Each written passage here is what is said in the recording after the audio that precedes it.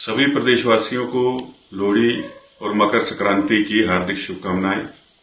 जहां आज सारा प्रदेश लोहड़ी का पर्व मना रहा है, वहीं हाल ही में हुए बीपीएल सर्वे में प्रदेश के लाखों गरीब परिवारों को बीपीएल सूची से बाहर कर दिया गया है। वर्तमान कांग्रेस की सरकार ने जिस तरह से ये सर्वे किया है, कई पंचायतें ऐसी हैं जिनमें की बीपीएल की सूची शून्य हो गई है, कहीं 3 कहीं 4।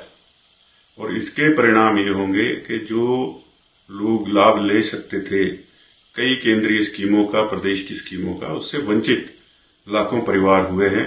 और इसका सारा का सारा दोष जो है वो प्रदेश सरकार का है। पहले भी नियम होते थे, पहले भी सर्वे होते थे, लेकिन समय समय की जो पूर्व में सरकारें रही, सबने प्रयास किया कि कोई भी गरीब जो है वो इनसे इस सूची से छूटे ना।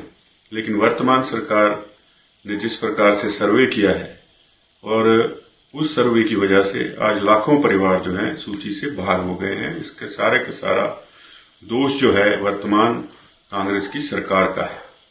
दूसरी ओर अगर हम धर्मशाला की बात करें तो अभी पुलिस ग्राउंड में बहुत लंबे समय तक के कार्निवल चला। उसके बाद अब पिछले कल से दाढ़ी मेला ग्राउंड जो है उसमें कार्निवल लगाने का प्रयास किया जा रहा है। तो ये कौन लोग हैं जो बाहर के व्यापारियों को लाभ देना चाहते हैं? धर्मशाला के अंदर कितने व्यापार मंडल हैं, कितने बाजार हैं और कितने व्यापारी हैं? तो उन लोगों का हक छीनकर, उन लोगों का हित न देखकर जो स्थानीय प्रशासन है एक हर मैदान में कार्निवल को घुमा रहा है। और ये कुछ मैदान तो ऐसे हैं जो कि युवाओं के लिए, खेल कूद के लिए छोड़े हुए हैं। और दाढ़ी मेला ग्राउंड जो है उसको तो सिर्फ खेल कूद के लिए रखा है, सिवाय इसके कि जब दाढ़ी का मेला होता है धूमू शाह जी का, उस मेले को वहां पर लगाया जाता है। लेकिन धूमू शाह मेले से पहले ही वहां कार्निवल मनाने लग पड़े, तो स्थानीय व्यापारी कहां जाएगा? इसका हम पुरजोर विरोध करते हैं। और अगर जरूरत पड़ी तो डीसी ऑफिस का भी घेराव होगा, सब लोग सड़कों पर उतरेंगे व्यापार मंडलों के साथ मिलकर के। प्रशासन को अभी से सचेत हो जाना चाहिए और ऐसा न सोचें कि ये सिर्फ एक वक्तव्य है। और जब ये होगा तब पता चलेगा कि घेराव क्या चीज होती है।